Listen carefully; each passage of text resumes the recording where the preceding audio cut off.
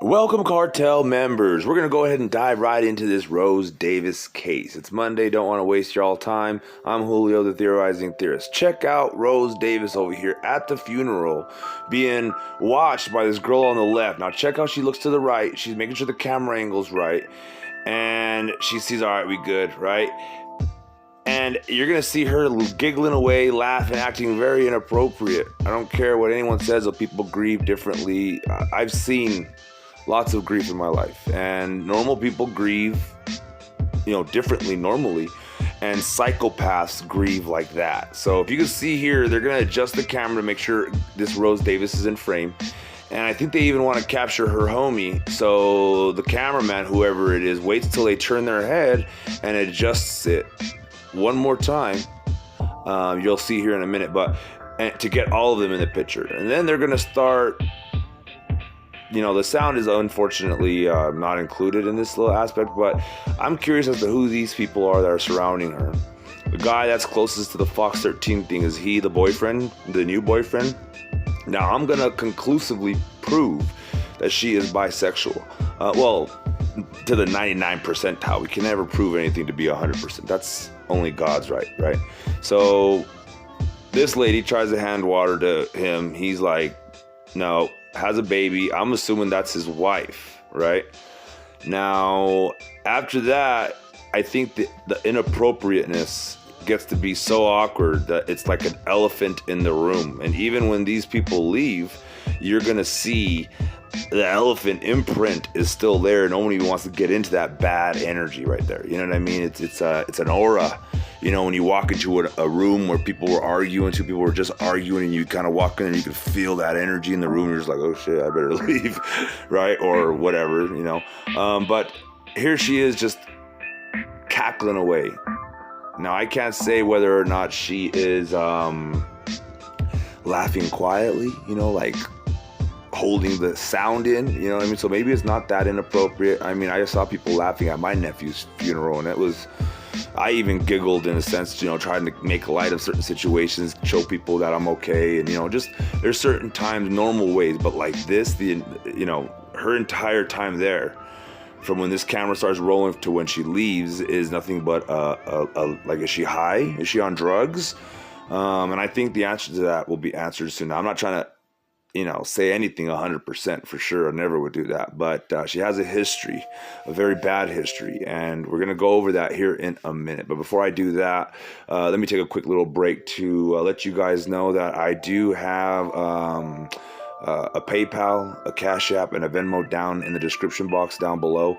Please help me out. I'm trying to get a new desktop, not a laptop. You guys helped me get a laptop, I think like last year or 6 months ago and a cell phone. And the cell phone I use primarily for editing and everything is overloaded with all kinds of stuff and like screenshots, stuff that I can't delete. And I guess I could transfer it over to, I guess, send it. It's just a lot of gigabytes to try to do. I'm pretty busy. So anyways, easiest solution is just to go get another phone, another $150 phone. So that's what I'm going to try to do.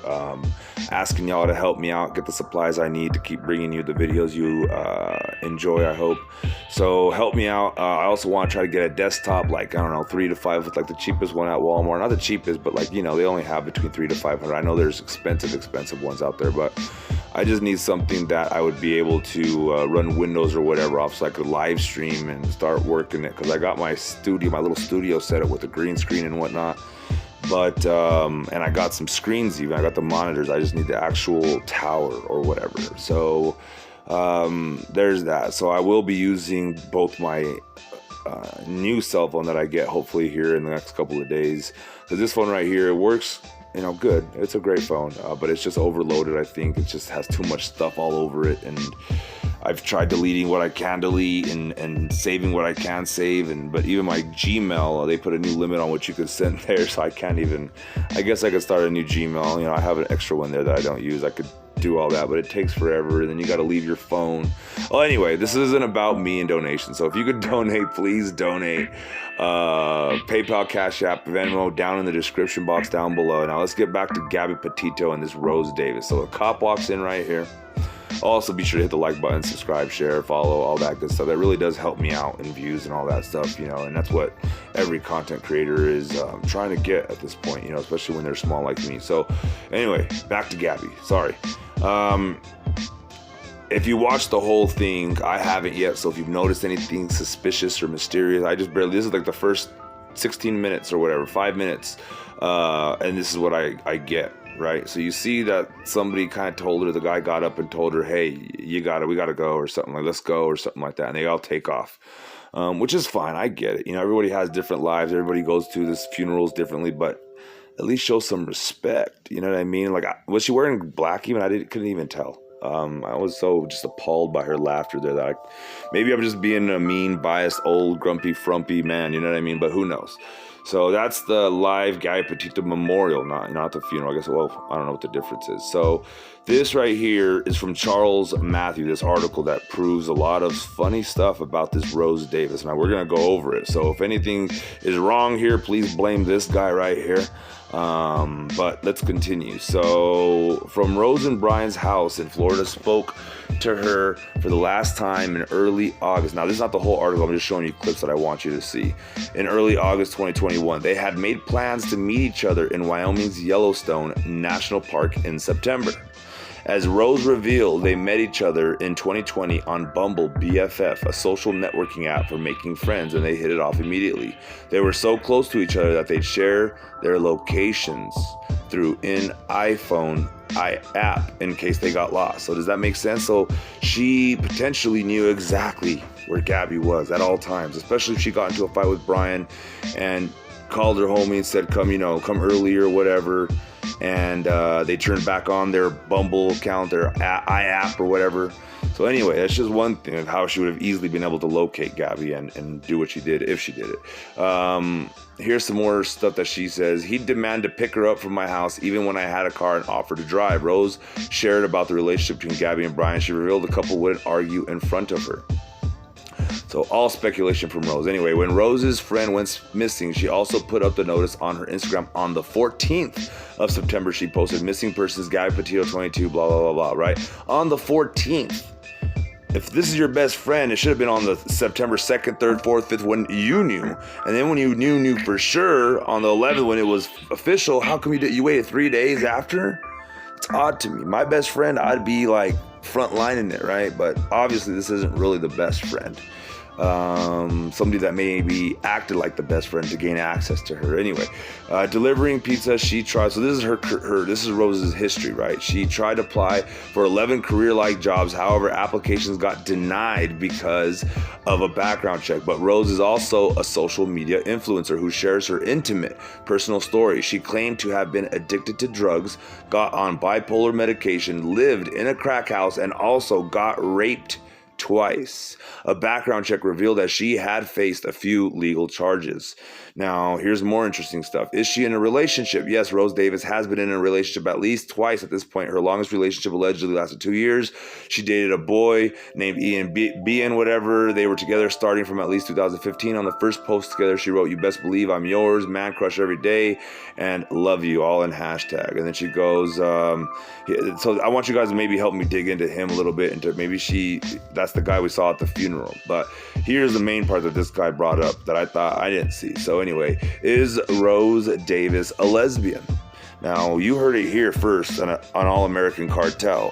As much as I could confirm it, I already knew, but now you guys can maybe add it to the side of the balance that's saying she's a lesbian, Rose Davis stated on her Facebook that she was interested in both men and women. So instead of a lesbian, she could be bisexual.